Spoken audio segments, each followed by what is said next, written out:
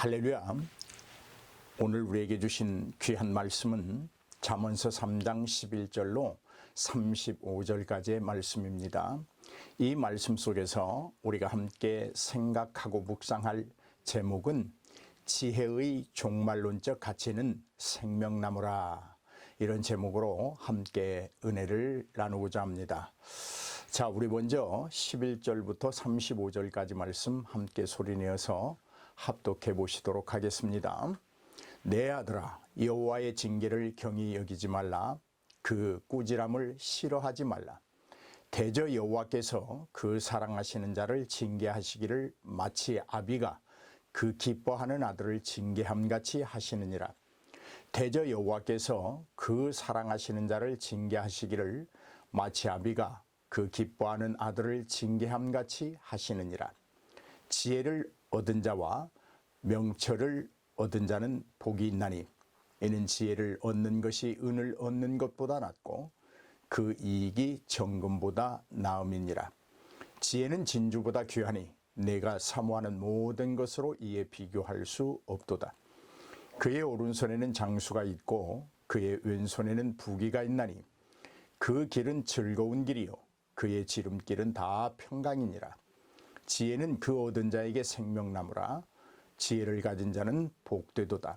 여호와께서는 지혜로 땅에 터를 놓으셨으며 명철로 하늘을 견고히 세우셨고 그의 지식으로 깊은 바다를 갈라지게 하셨으며 공중에서 이슬이 내리게 하셨느니라. 아멘. 할렐루야. 사랑하는 여러분, 여호와를 경유하는 믿음의 최종적 결과는 생명나무입니다.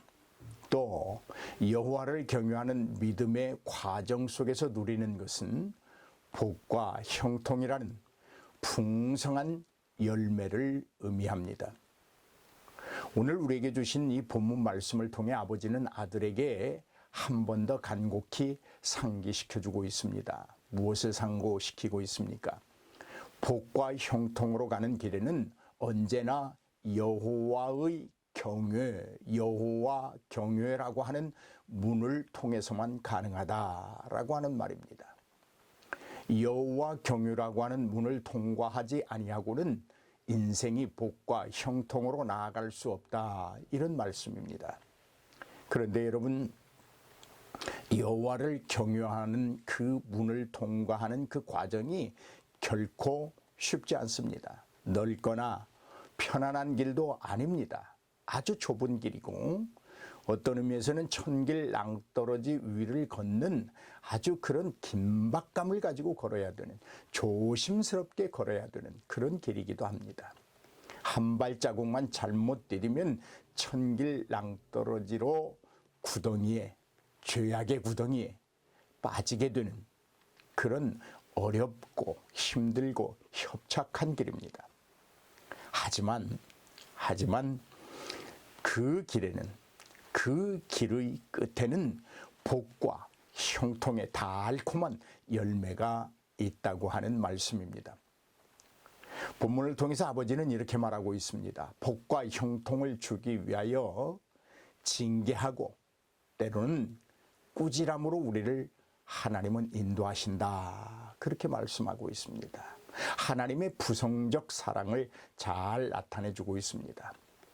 아버지는 자신의 자녀에 대하여 징계를 주저하지 않습니다.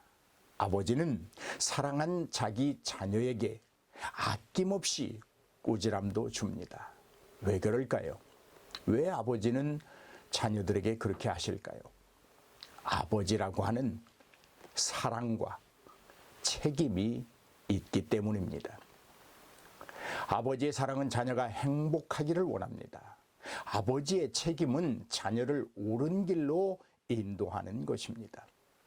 아버지는 자녀의 인생이 복되기를 원합니다. 아버지는 자기의 희생을 감수해서라도 자녀가 매사에 형통하기를 원합니다. 그 아버지의 사랑이 징계를 가져오고 그 아버지라고 하는 책임이 꾸지람을 가져오는 것입니다. 요즘 보면 우리 때와는 좀 달리 요즘의 자녀들은 아비의 징계와 꾸지람을 싫어합니다. 싫어함을 넘어서 강하게 저항하기도 합니다. 부모에게 대항합니다. 가출도 합니다. 그로 인하여 자신의 인생이 망가지고 있음을 알지 못합니다. 그러나 바로된 아버지의 징계와 꾸지람은 자녀에게 있어서 꿀송이보다도 단 것이 됩니다. 바로된 아버지의 징계와 꾸지람은 복과 형통으로 가는 지름길이기도 합니다. 그러므로 여러분, 아버지의 징계와 훈계를 싫어하지 마십시오. 아버지의 사랑을 거부하지 마십시오. 하나님의 부성적 사랑, 즉 아버지로서 자녀를 사랑한다고 하는 그 진솔하신 표현이 하나님의 징계와 훈계라고 하는 사실입니다. 여러분, 어느 부부가 자녀가 미워서 꾸짖고 훈계하겠습니까? 자녀를 잘못되라고 훈계하는 부모가 있겠습니까? 자녀가 불행하라고 징계하는 부모가 있겠느냐, 그 말입니다. 잠언서 13장 24절에 보면 매를 아끼는 자는 그의 자식을 미워한다. 그러나 자식을 사랑하는 자는 근실히 징계한다. 그렇게 말씀하고 있습니다. 징계와 훈계를 아끼는 자는 실제로 그의 자식을 미워하는 자라고 하는 말씀입니다. 그러나 반대로 근실히 징계하는 자는 자식을 진심으로 사랑하는 자다. 그런 말씀입니다. 여기 여러분, 징계라고 하는 말은 무사르라고 하는 말인데, 이는 단순한 훈계를 말하지 않습니다. 다시 말해서 말에 그치는 그런 훈계가 아니라는 말입니다. 말로만 지혜롭게 행하라, 공의롭게 행하라, 정직하게 의롭게 행하라, 이렇게 언어적으로만 훈계하는 것이 아니다, 그 말입니다. 이 무사라고 하는 말은 단순한 언어적 훈계를 넘어서 어떠한 제재를 가하고 어떠한 응징을 포함하는 것으로 의미를 가지고 있습니다. 여러분, 징계하시는 하나님의 마음을 아십니까? 때로는 제재도 하시고 때로는 응징도 하시는 하나님의 부정적 사랑을 여러분 아십니까?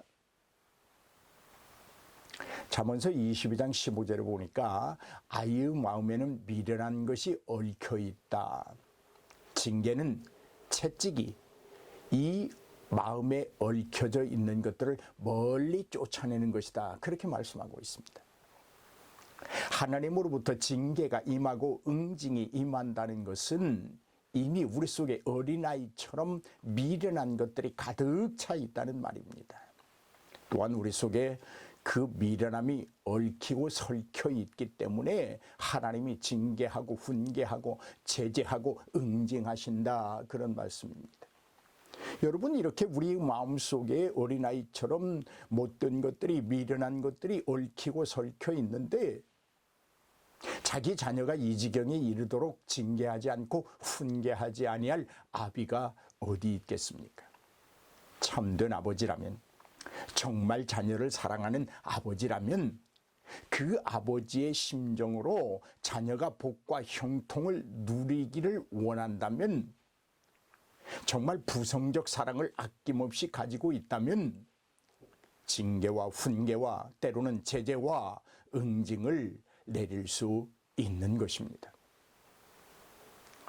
사랑하는 여러분, 비판을 받아들이고 따르면서 자신을 수정하려고 노력하는 사람은 최고의 위치에 오를 수 있습니다. 그리고 복과 형통을 누릴 수 있게 됩니다. 그러나 이것이 결코 쉬운 일은 아니지요. 징계와 훈계, 제재와 응징을 달게 받고 자기를 수정한다고 하는 것, 자기를 살펴보면서 자기의 믿음이 곁길로 가지 아니하도록 견고하게 그리고 바르게 걷기를 간절히 원하는 것, 그거 쉬운 일이 아닙니다. 그러나 쉬운 일이 아니기 때문에 그 길 끝에 충분한 대가로 복과 형통이 주어지는 것 아니겠습니까? 사랑하는 여러분, 주님께서 주시는 책망이나 징계에 대하여 거절하지 마십시오. 주께서 우리를 징계하실 때에 우리는 그것을 아멘으로 받아들이고 내 자신의 신앙을 교정해 나가야 합니다. 왜냐하면 하나님 아버지의 징계와 훈계, 제재와 응징은 넘치는 사랑과 분명한 책임감에서 임하는 것이기 때문입니다. 또한 이 징계와 훈계는 또 하나의 교훈을 우리에게 주고 있습니다. 우리 지난주에 참으로 형통하고 차고 넘치고 양약이 되고 라고 하는 말씀들을 살펴봤습니다. 여러분, 예수 믿으면 다 잘 된다는 말이 있습니다. 그런데 그것은 함정입니다. 다 잘 될 수 없습니다. 다 잘 되는 길이 있죠. 하나님의 마음에 합한 사람, 하나님이 요구하시는 것들에게 응당히 응하고 온전히 순종하는 삶을 사는 사람, 다 잘 되어야 하고 잘 되지요.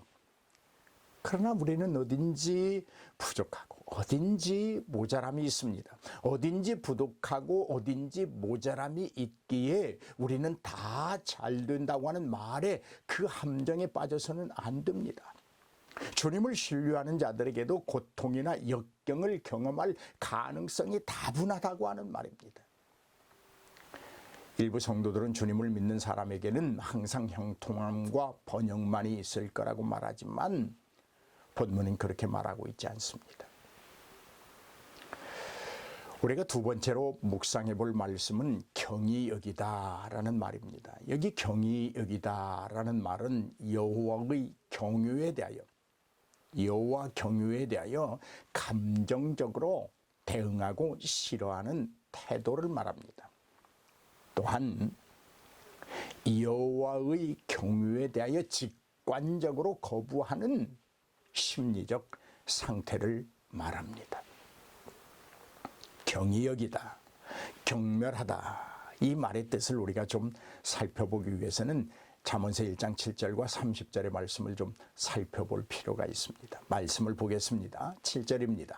여호와를 경유하는 것이 지식의 근본이오늘 미련한 자는 지혜와 훈계를 멸시하느니라. 지혜와 훈계를 멸시하느니라. 멸시하는 것, 이것이 경히 여기다. 30절입니다.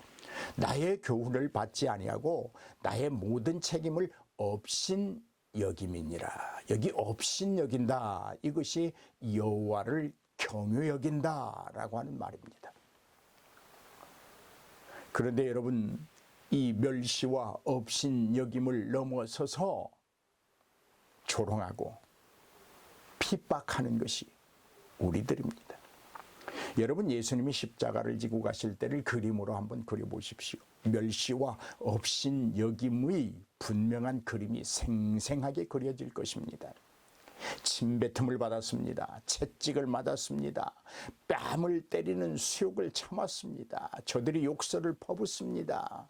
옷을 벗겨 나누어 가지며 그 비참하게 조롱하던 광경을 한번 그려 보십시오. 그려진 그 그림이 아버지의 징계와 훈계를 멸시하는 것, 업신여기는 것을 적나라하게 보여줄 것입니다. 그런데 지혜 있는 자들은 자신의 잘못된 생각과 행동에 대하여 징계받기 원하고 그 징계와 훈계와 제재와 응징에 감사합니다. 이것이 믿음의 지혜 있는 자들입니다. 살아계신 하나님으로부터 얻은 지혜는 자신의 잘못된 생각과 행동을 수정하면서 감사할 줄 압니다. 그런데 미련한 자들은 징계를 거부합니다. 더 나아가서 멸시하고 조롱하고 업신여깁니다. 여러분은 어느 쪽에 서 있습니까? 사랑하는 여러분, 죄인이 하나님을 멸시한다. 아무것도 없는 거름뱅이와 같은 인생이 모든 것의 주인 되시는 주님을 업신여긴다. 어디 이게 말이나 되는 말입니까? 이러한 어리석음에 여러분 빠지지 않기를 주의 이름으로 축복합니다. 여기 싫어하다라고 하는 말은 경외하다라는 말보다 한 단계 더 나아가 싫어하는 태도와 심리적 거부를 의미합니다. 다시 말해서 극히 혐오스럽게 여긴다, 이런 말씀입니다. 그들은 하나님을 사랑하지 않습니다. 오히려 깊은 미움과 함께 아주 강하게 저항합니다. 이들에게서 이집트의 바로왕이 보여주었던 그 불손한 태도를 쉽게 볼 수 있습니다. 우리는 하나님께 선한 것, 좋은 것만을 얻으려는 욕심을 가지고 있지만 사실 여러분, 선한 것을 구하는 만큼, 좋은 것을 얻으려는 만큼 하나님의 징계와 채찍도 달게 받아야 합니다. 어쩌면 징계와 책망을 많이 받는다는 것, 징계와 훈계를 많이 받고 제재와 응징을 많이 받는다고 하는 것은 우리가 하나님의 사람으로, 진솔되고 거룩한 하나님의 사람으로 거듭나는 귀한 과정입니다. 그건 슬픔이 아닙니다. 기쁨입니다.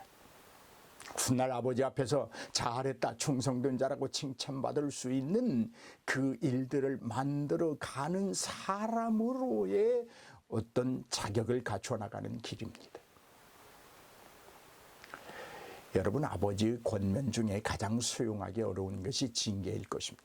누구든지 책망은 아픈 것이고 수치스럽기 때문입니다. 그러나 아버지의 징계는 자녀를 향한 끝없는 사랑에서 시작된다는 것임을 여러분 기억하십시오. 부모의 책망과 징계를 잘 받는 자녀가 좋은 인격자가 됩니다. 선생님의 책망과 징계를 잘 받은 학생이 좋은 학생이 되듯이 하나님의 징계를 잘 받은 사람은 좋은 성도가 됩니다. 그 사람은 더욱 거룩함을 이루어 나갑니다. 히브리서 12장 10절로 11절을 보면 저희는 잠시 자기의 뜻대로 우리를 징계하였거니와 오직 하나님은 우리의 유익을 위하여 그의 거룩하심에 참여케 하시느니라. 무릇 징계가 당시에는 즐거워 보이지 않고 슬퍼 보이나 후에 그로 말미암아 연달한 자에게는 의의 평강한 열매를 맺는다. 그렇게 말씀하고 있습니다. 그렇습니다. 아버지의 징계는 자녀를 유익하게 합니다. 아버지가 내리시는 징계의 최종 목적은 거룩함으로 나아가는 것이라고 말씀합니다. 당장은 즐겁지 않습니다. 어쩌면 나만 사랑하지 않는 것 같습니다. 그래서 슬퍼지기도 합니다. 그러나 그 징계의 끝은 아름답습니다. 의의 열매가 넘칩니다. 평강한 열매가 가득한다고 말씀하고 있습니다. 13절과 20절 말씀을 보겠습니다. 13절부터 20절까지입니다. 지혜를 얻은 자와 명철을 얻은 자는 복이 있나니 이는 지혜를 얻는 것이 은을 얻는 것보다 낫고 그 이익이 정금보다 나음이니라. 지혜는 진주보다 귀하니 내가 사모하는 모든 것으로 이에 비교할 수 없도다. 그의 오른손에는 장수가 있고 그의 왼손에는 부귀가 있나니 그 길은 즐거운 길이요 그의 지름길은 다 평안이니라. 지혜는 그 얻은 자에게 생명나무라. 지혜를 가진 자는 복되도다. 여호와께서는 지혜로 땅에 터를 놓으셨으며 명철로 하늘을 견고히 세우셨고 그의 지식으로 깊은 바다를 갈라지게 하셨으며 공중에서 이슬이 내리게 하셨느니라. 아멘. 이 말씀은 지혜로운 사람, 즉 지혜를 하나님으로부터 듬뿍 획득한 사람이 행복한 사람이라고 아버지가 아들에게 가르치고 있습니다.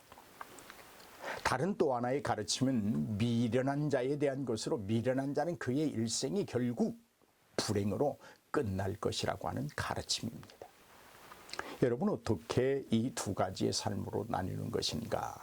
우리 말씀 속에서 답을 얻어보기로 하겠습니다. 여러분, 지혜는 하나님이 주시는 그 지혜가 가지는 고상한 가치는 금이나 은보다 낫습니다. 그렇게 말씀하고 있습니다. 지혜로운 자를 하나님이 인정하시고 그와 함께 하신다고 말씀하십니다. 여러분, 하나님의 인정을 받는 사람, 하나님이 함께 하는 사람, 그 사람보다 어찌 금이나 은이 귀하겠습니까? 하나님은 여러분의 재산이 얼마나 되느냐를 구분하지 않습니다. 그것 가지고 우리를 구별하지 않습니다. 전지전능하신 지혜를 얼마나 네가 소유하고 그 지혜를 따라 네가 살고 있느냐, 우리의 삶을 분석하고 우리의 존재 가치를 부여합니다. 그러기에 우리는 하나님 앞에서 누구나가 평등한 사람이 되는 것입니다. 만약 가진 것을 가지고 구별한다면, 만약 배운 것을 가지고 구별한다면, 만약 미모를 가지고 구별한다면 누가 하나님 앞에 존귀한 가치를 가졌다고 말할 수 있고 누구나가 다 하나님 앞에서 평등하다고 말할 수 있겠습니까? 그렇지 못합니다. 우리는 분명히 알아야 합니다. 지혜는 하나님으로부터 독립된 것이 아니라 하나님과 함께하는 본체입니다. 지혜는 하나님의 전지전능하신 속성이기도 합니다. 그러므로 우리가 믿음의 삶으로 하나님을 보이듯이 지혜는, 하나님이 주신 참 지혜는 삶의 태도와 자세로 반드시 보여줄 필요가 있습니다. 14절 말씀입니다. 이는 지혜를 얻는 것이 은을 얻는 것보다 낫고 그 이익이 정금보다 나음이니라. 아멘. 지혜는 돈보다 더 높은 가치를 갖고 있습니다. 지혜는 진주보다 귀하고 사람이 사모하는 모든 재물이 지혜만 못하다고 말씀하십니다. 지혜는 진주보다 귀하니 네가 사모하는 모든 것으로 이에 비교할 수 없도다. 진주와도 비교되지 아니하는 지혜, 금은 보화로 살 수 없는 지혜, 그것이 하나님의 지혜입니다. 여러분, 인생을 행복하는 요소 중에 하나는 돈이라고 합니다. 돈 좋지요? 돈 싫어하는 사람이 있습니까? 인생을 행복하게 하는데 금이 필요하다고 말합니다. 은입니다. 보화입니다. 이것들이 많으면 사람들이 행복하다고 말합니다. 권력입니다. 명예입니다. 누릴 수 있으면 사람들이 행복하다고 말합니다. 아무 걱정 없다고 말합니다. 마치 추수한 것이 많아서 들일 창고를 넓혀가는 농부처럼 흥겹게 살아갑니다. 그러나 하나님의 지혜는 돈보다 더 중요한 요소입니다. 그러므로 우리 인생을 행복하게 하는 것은 돈이 아닙니다. 금이 아닙니다. 은이 아닙니다. 명예도 아닙니다. 보화도 아닙니다. 권력도 아닙니다. 넓은 집도 아닙니다. 오직 하나님의 지혜입니다. 말씀을 보겠습니다. 8장 19절의 말씀에 이렇게 말합니다. 내 열매는 금이나 정금보다 나으며 내 소득은 스는보다 나으니라. 8장 10절입니다. 너희가 은을 받지 말고 나의 훈계를 받으며 정금보다 지식을 얻으라. 지식을 얻으라. 정금보다 지식을 얻으라. 지혜의 가치가 금과 은의 가치보다 더 크다고 하는 말씀입니다. 여러분, 돈으로, 금으로, 은으로, 보화로, 권력으로, 명예로 우주의 근본과 사람의 의미와 목적을 살 수 있고 알 수 있습니까? 없습니다. 죄 씻음과 의와 평안, 영생과 부활과 천국을 얻지 못합니다. 그러나 지혜는 진리를 알게 합니다. 지혜는 생명나무를 얻게 합니다. 지혜는 구원의 복을 누리게 합니다. 지혜는 하나님이 주시는 영원한 평안을 계속해서 쌓아가며 누리게 합니다. 지혜는 부귀 영화 외에도 무병장수를 가져다 줍니다. 지혜의 오른손에는 장수가 있고 지혜의 왼손에는 부귀가 있다. 그렇게 아버지가 자녀에게 지금 가르쳐주고 있습니다. 부와 영화를 누릴 수 있는 방법을 가르쳐줍니다. 건강할 수 있는 방법을 가르쳐줍니다. 17절에 보면 그 길은 즐거운 길이요 그의 지름길은 다 평강. 즐거운 길은 지혜가 보장한다고 말합니다. 평강의 길에 닿을 수 있는 그 길은 지혜가 다듬어 놓는다고 말합니다. 여기서 여러분, 길이란 인생을 말합니다. 우리 삶의 전부를 말합니다. 우리의 삶의 장수를 수반하고 해가 갈수록 더욱 평안하게 하는 것이 있으니 그것이 지혜라고 하는 말씀입니다. 잠언서 3장 2절을 보면 이렇게 말씀하십니다. 그러면 그것들이 너를 장수하게 하며 해가 갈수록 더욱 평안을 누리게 할 것이다. 지혜로, 하나님의 지혜로 장수, 하나님의 지혜로 더욱 평안을 누리시기를 주의 이름으로 축복합니다. 지혜는 또 존귀함도 보장합니다. 지혜를 얻은 자는 하나님의 지혜로 무장하고 그 지혜를 통해 하나님께 응당히 순종하는 자는 사람들에게 사랑과 존경을 얻게 된다고 말씀하고 있습니다. 여러분, 다니엘이나 야곱을 보십시오. 다니엘은 고난의 위기도 많았습니다. 그러나 그는 하나님의 지혜를 통해 하나님으로부터 도우심을 받아 위기를 잘 극복해낸 사람입니다. 그리고 그는 더욱 높임과 존귀함을 얻었던 사실 우리는 다 알고 있습니다. 어찌 다니엘에게만 역사하시는 하나님이시거나 다니엘과 야곱에게만 역사하시는 하나님의 지혜라고 말할 수 있습니까? 그렇지 않습니다. 오늘 우리에게도 동일하게 부족함 없이 역사하시는 능력, 하나님의 지혜입니다. 지혜는 소유한 사람에게 생명나무와 같다고 말합니다. 18절은 이전 절들의 말씀을 요약하면서 말씀하고 있습니다. 금은보다 나은 지혜의 가치를 다시 말합니다. 정금보다 나은 가치를 궁극적으로 표현하고 있습니다. 그것이 뭐냐면 생명나무를 얻게 된다. 여러분, 지혜가 주는 유익 중에는 장수와 복된 삶이 있지만 궁극적으로는 생명나무를 얻는 것이라고 말씀하고 있습니다. 에덴에 있던 그 생명나무, 십자가에 못 박혔던 생명나무, 죄의 굴레에서 벗고 의로움을 얻게 하던 그 생명나무, 죽음을 이긴 영원한 생명나무, 곧 예수 그리스도를 얻는다, 이렇게 말하고 있습니다. 이는 아버지가 아들에게 그토록 가르쳐주고 싶은 것, 그토록 얻어야 함을 줄기 끊임없이 말씀하고 있는 지혜의 최종적 종말론적 가치라, 이렇게 말할 수 있습니다. 사랑하는 여러분, 사람이 온 세상을 얻고 생명을 잃는다면 무슨 유익이 있겠습니까? 우리 인생은 생명을 얻어야 합니다. 영원한 생명입니다.